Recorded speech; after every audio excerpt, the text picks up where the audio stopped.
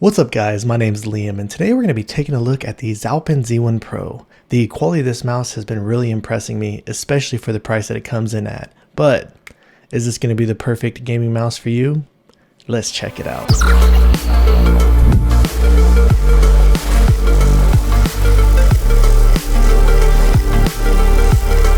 Alright guys, and before we get started today, I do want to let you know that I did purchase this mouse with my own money. I pre-ordered it the second it became available on metkeys.com, and it did take a couple months to get because it was in a pre-order stage and there's a lot of high demand right now for this mouse. So just something to keep in mind if you are looking at picking this up. I would ask that you guys please remain patient. And hopefully once the demand has calmed down, hopefully stock will start picking up on these sooner and they'll become more readily available. So starting out with the box, here's what it looks like. A nice minimalistic design.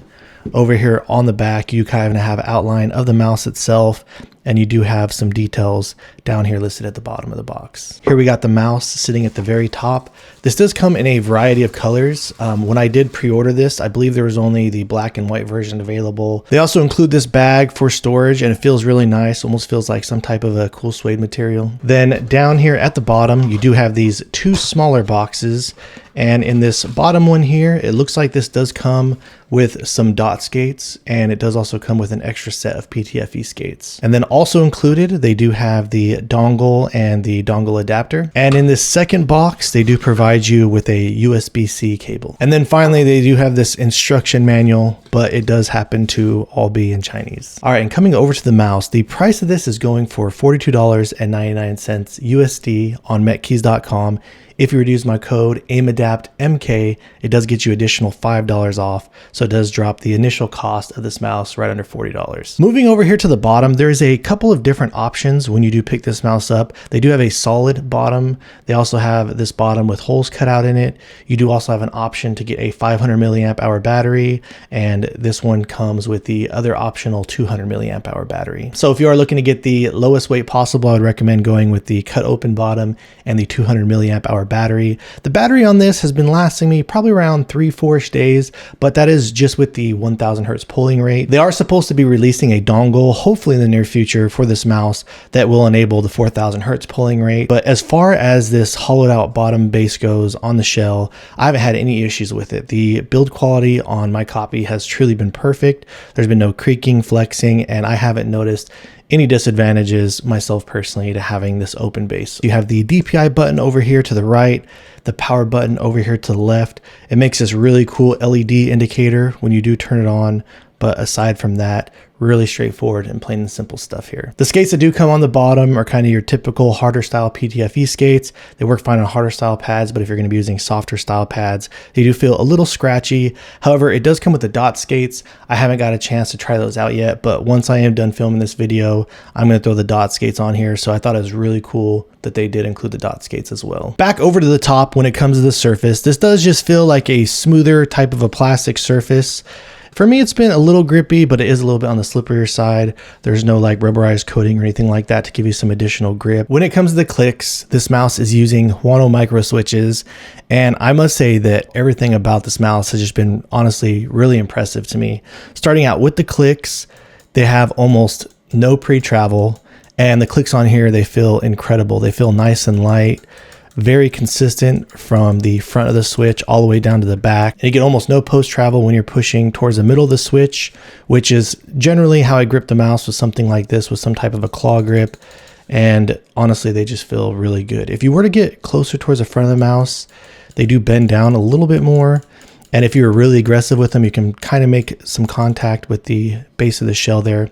But aside from that, they feel really solid. They don't feel loose or anything like that. They honestly feel on par with even some of the highest quality mice that are out there. Just a slight bit more of pre-travel on mouse number 2, but I must say I have no desire to swap out these switches or anything like that. I really feel like they nailed it with the click implementation on this mouse. The scroller works fine. It does have this grippy rubber down the middle. I didn't have any problem gripping it. It does seem to kind of wobble around a little bit on me, but aside from that, I feel like they've done a really good job. The clicks work honestly really good, and the steps are nice and defined. Coming over the side buttons, you guys know how I usually feel about my side buttons on these cheaper style mice. And I do want to say that on this copy, they nailed it. The rear side button has very minimal pre-travel, but a very nice clicks, and the clicks in here, they truly feel great.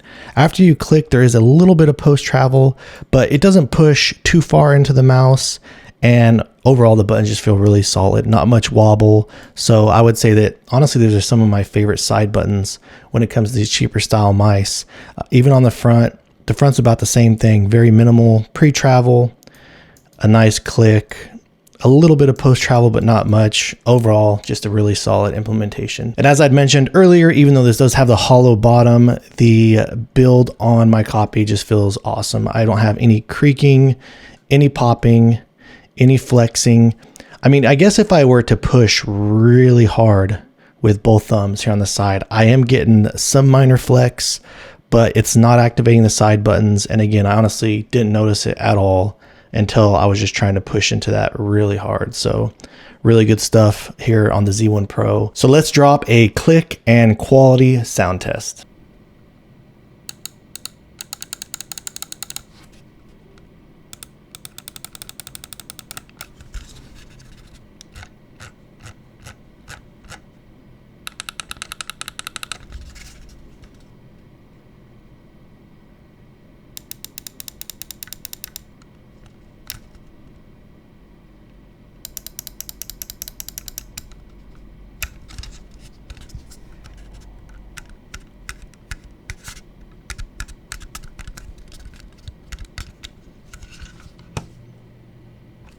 The software was really easy to set up, plain and simple to use. It's something similar to what Lamzu uses for their software. Once I got into it, all I had to do is adjust the debounce setting. It did come at the standard 8 millisecond debounce setting time. And then aside from that, I just went over to the second page, made sure that I had the 1000 hertz polling rate. I left motion sync enabled, and I set my DPI. And I'll go ahead and I'll leave a link down in the description below on where you can download the software for this mouse. And when it comes to the weight and balance of the Z1 Pro, on my scale, the 200 milliamp hour battery with the open base is coming in at 45.9 grams. And aside from having an incredibly low weight, I do feel like they clearly nailed the balance. Front to back feels incredible, and the left and right feels great as well. And when it comes to performance using this in game, it felt absolutely incredible. I didn't notice any issues with it. The 3395 sensor performed incredibly on everything that I used it on. And the only downside is that I don't have the 4K dongle yet, but I'm really looking forward to getting my hands on that. And as far as the shape goes, you guys know the drill. This is the egg shaped style mouse, really similar to the Razer Orochi and really similar to the Fantech Aria. I really feel like this is kind of a little bit in the middle space between the Fantech Aria and the Razer Orochi, and we'll break all that down in great detail here in just a minute. But I honestly feel like that the shape of this is working out incredible. Me, myself personally, I've gotten kind of used to rear humps lately, so I was kind of missing the rear hump a bit. But when it comes to using this for fingertip grip or relaxed claw grip, I didn't notice any drawbacks with the side of the mouse, how it's shaped or anything like that. Honestly, everything felt really comfortable and it felt natural in my hands. And I really do feel like they nailed it with the overall size and shape of this mouse. So starting out, when comparing the Z1 Pro to the Razer Orochi, again, these are incredibly similar. As you can see here from the side profile, it does look like the Orochi feels just a little bit shorter in the hands. If you were to move really far up on it and try and do some type of a palm grip or even relaxed claw, but you're to try and move more forward on the mouse, you do kind of notice it does stick out just a little bit more here in the back. I also do feel like this could possibly be a little bit wider on the top of the mouse with the curved profile. And even on the bottom of the mouse, you know, they honestly feel pretty similar. As you can see here, even at the front profile, they're pretty similar. The overall height on the front is pretty similar as well. And it feels like the hump is just a little bit more pronounced and is possibly just a little bit taller. And here's what they look like from the side profile. And like I said, when I'm going back and forth gripping the Orochi versus the Z1 Pro, even though there is real minor differences there, I didn't feel like there was anything that really stood out that made me feel like these are that far apart from each other.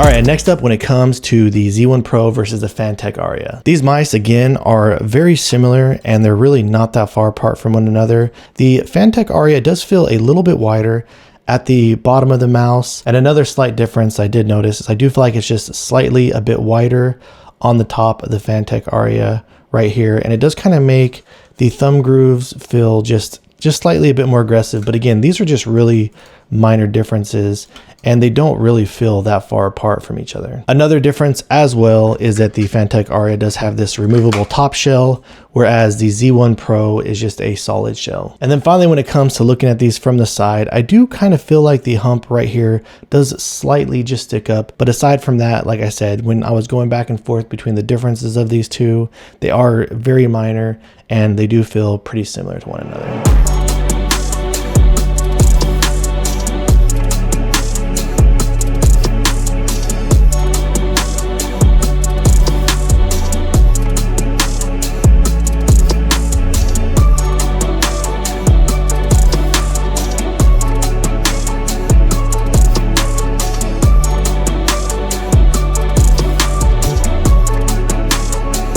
All right, and next up, when comparing the Z1 Pro to something like the original Logitech G Pro, the G305, and all these similar type shapes. Some of the major differences when comparing these two mice to one another, I do feel like the Z1 Pro, as you can see here on the bottom, it does flare out a bit more towards the middle, and it is also a little bit wider as well. And the GPro Hero kind of has this wider bit at the top where it flares down, and you do kind of get this curve C profile on the Z1 Pro. And even though the Z1 Pro is a little bit wider at the bottom of the mouse, I do kind of feel like the G Pro does feel wider at the top. It does have this really slow curve profile from the top, middle out to the sides. And then lastly, looking at these mice on the side, the Z1 Pro feels like a bit of a shorter mouse because on the G Pro, it does have this really long taper out to the rear.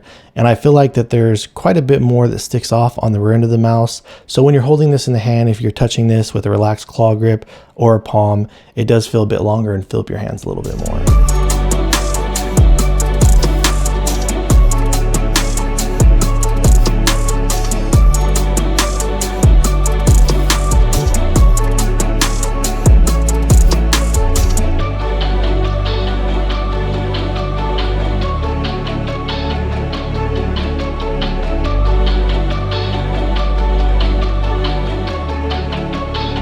All right, and then finally, when comparing the Z1 Pro to the G303 Shroud, as you can see, the G303 does look like a bit of a bigger mouse all around. From the back, it feels like it has a bit more of a wide profile at the very top. They kind of are similar as far as height goes, but when you do come over here at the bottom, as you can clearly see, the Shroud Edition has this more diamond shape, whereas the Z1 Pro kind of has this more rounded feeling to it. And probably the biggest differences that I noticed with these mice is on the side of the G303, you have these incredibly aggressive curves from the top of the mouse down to the bottom, and it's more of a smoother gradual transition on the Z1 Pro. And then finally, come over here to the sides, as you can see here, the biggest difference when you're holding this in the hands is the rear of the G303. It sticks out and it sits up much more aggressively, kind of filling up the palm of your hand compared to the Z1 Pro, where it just really tapers off more quickly towards the back. And overall, the 303 just feels like a larger mouse in the hands.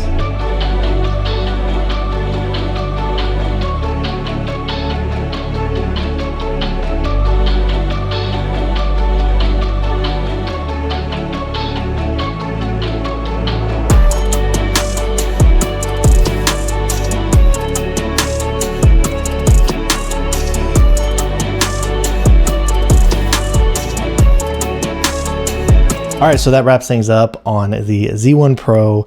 I would probably say that you'd have the Orochi just a little bit tinier. This is kind of a middle ground. And I'd put the Fantech Aria as being just slightly larger.